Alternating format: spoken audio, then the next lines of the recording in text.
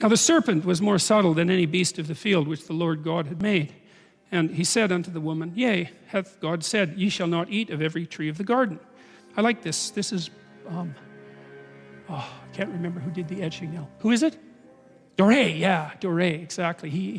Doré did etchings for Paradise Lost that are absolutely remarkable. And this is Satan, and this is the snake here. And of course, in the Genesis story, Satan is weirdly associated with the snake. And I'll tell you, that's a tough one to sort out, because in the story of Adam and Eve, there's no indication whatsoever that the serpent who tempts Eve is also Satan, the author of all evil. And how in the world those two stories got tangled together, well, I think I figured that out, and I'm going to tell you that tonight, but it took a very long time to figure it out. And it's so bloody brilliant. I just can't believe that people figured it out. It's so unbelievably, spectacularly brilliant. And that's an intimation of that idea, right? That there's a kinship between these two things. So anyways, the serpent's more subtle than any beast of the field. Subtle's an interesting word. This is from the Oxford English Dictionary. So, because we'll amplify the word a bit, this is what you do in Jungian dream interpretation, for example, is to kind of look at the connotations of the concepts that are associated with the dream. Subtle, of a person or animal, an action, behavior, crafty, cunning, sly, treacherous. So it's something that sort of sneaks along, right? It's not something that you really pick up on that easily. Of a look or glance, sly, furtive, surreptitious. Of a person, skillful, expert, clever. Of a work of art, mechanical device, cleverly made or designed, ingenious. Well, I think that's all fairly, all those terms so far are fairly well attributed to snakes. I mean, they are very cool things, and they are very well designed, and they're quite remarkable, and they're also very subtle. On the nature of or involving careful discrimination of fine points, difficult to understand and abstruse. Of a person, the mind, or intellectual activity characterized by wisdom or perceptiveness, discriminating, discerning, and shrewd. That's interesting because Milton's Satan is also the intellect. And you see that very often. It's so often the bad guy's an evil scientist, right? And there's something about, and you see the same thing in The Lion King with Scar. I mean, Scar's an intellect, an arrogant, deceitful intellect. There's nothing stupid about Scar. He's not wise, but he's the evil voice that's always whispering in the king's ear. And that's associated with the pride of the intellect. And the Catholics had warned humanity about the pride of the intellect for centuries. That's partly what produced somewhat of the schism between Catholicism and science, although that's much overstated if you look at the historical record.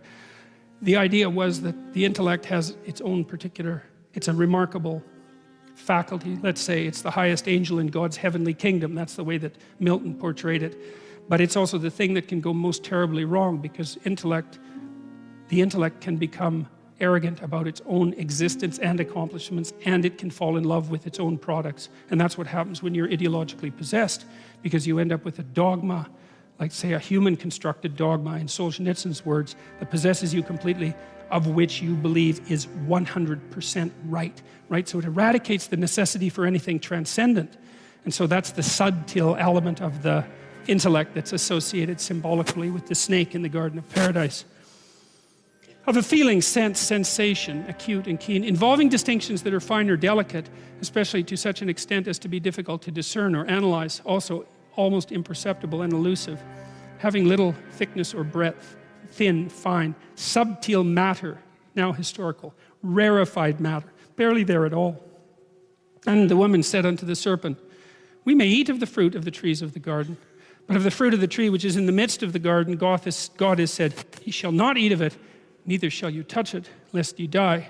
And the serpent said to the woman, Ye shall not surely die. For God doth know in the day that you eat thereof, then your eyes shall be opened, and you shall be as gods, knowing good and evil. Sneaky, subtle. It's a nice story, eh? The first thing is, the instant implication is, well, you can't trust God. So that's pretty sneaky. And the next is, well, he's trying to pull a fast one on you.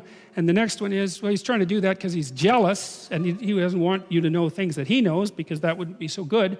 And he's lying to you anyways, because you're not going to die. And if you eat it, contrary to what you've been informed, then all that's going to happen is your eyes will be open and you'll be like gods, knowing good and evil. Well, that sounds pretty damn good. So, and I mean, Eve, what does she know? It's no wonder she's susceptible to such blandishments. And it's quite interesting too, because Adam and Eve, God tells Adam and Eve not to eat the damn fruit, but they never promise not to, right? So they haven't promised, they've just been told to. And well, should they be obedient? Well, how obedient do you want your children to be?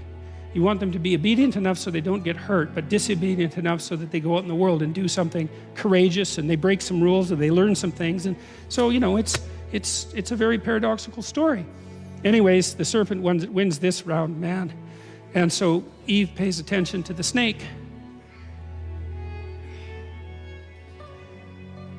So again, we have the same set of images, right? We have Adam and we have Eve.